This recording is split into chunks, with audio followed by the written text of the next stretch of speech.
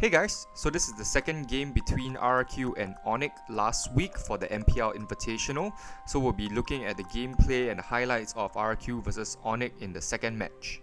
Looking at initial draft, it seems that RRQ has a stronger lineup. They have heroes that can actually deal potentially a lot of damage, such as Lancelot, Bruno, and then they have zoning control abilities in Eve and Ruby, and Esmeralda is there definitely for the late game.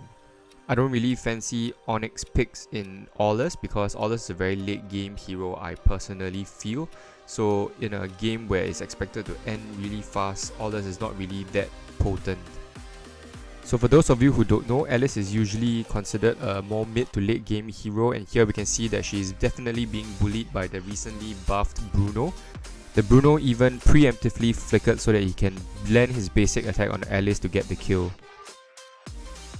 Here we can see the Onyx tank is positioning herself to provide vision and also to chase away the enemies that are currently farming the bonus gold from the tower.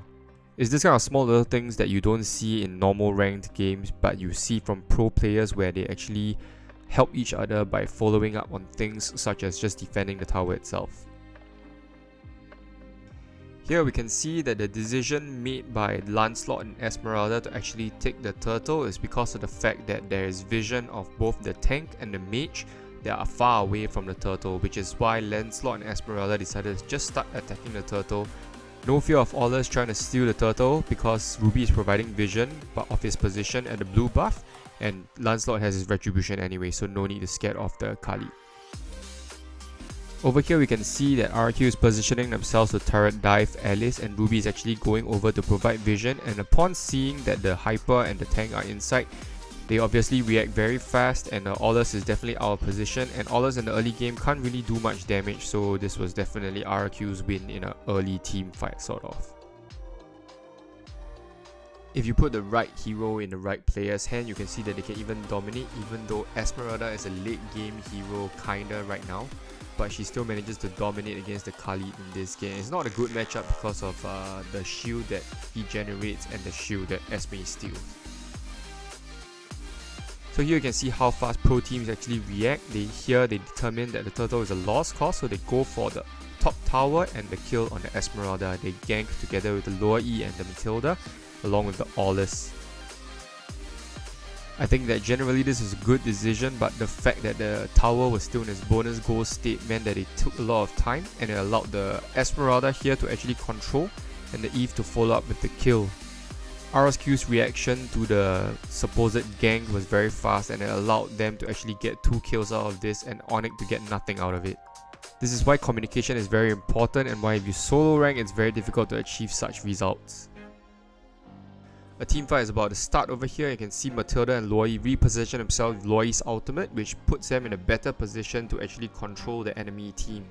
In order to stop damage dealers such as Lancelot, Esmeralda or Bruno, you actually need to control them very well. So this is in the case they managed to control them with the Loi and the Matilda stuns and the passive. So they managed to win this team fight. Just now we saw how a Loi's ultimate can actually help to reposition the team and earn them the advantage, but here we will see that Loi's ultimate places them right in the path of the Eve and Esmeralda and Lancelot, so they actually managed to get 2 kills out of it just because the Loi teleported to the wrong place and was out in their sight for everyone to see. Over here we can see that Aulus is definitely out of place, and it's very strange as to why his team did not ask him to retreat. He's very out of position over here, trying to push the side lanes. Putting himself in a position like that will actually endanger himself, and obviously his team comes in to try to support him, and they don't get the advantage because they don't get the surprise attack. The Aulus tries to get away but is controlled by an enemy team, and here you can see that basically if one person places themselves out of position and the entire team tries to follow up and do the wrong thing, they will basically lose the team fight, and that could mean the end of your game. Here RQ decides to go for Lord because Onyx Alice is actually out of position in the top lane, and without Alice, Onyx team fight is greatly dealt a loss. I think basically this game so far just shows that the lack of mobility that a Hyper has will actually lose them the game. Here the Aulus isn't able to actually chase after the more mobile enemy heroes such as Bruno, Lancelot, even Ruby himself, so He's not able to deal a lot of damage also in the early game, which makes them lose out. In pro games, it often ends very fast because the pro teams want to win, and in order to win, they will take the towers very fast. They will not be like solo rank players or even in normal ranks where they even just try to get as many kills as possible even when they are winning. In pro games, they always end the game as soon as they can, and they don't let the game drag on to a possibility where they might have a comeback and lose.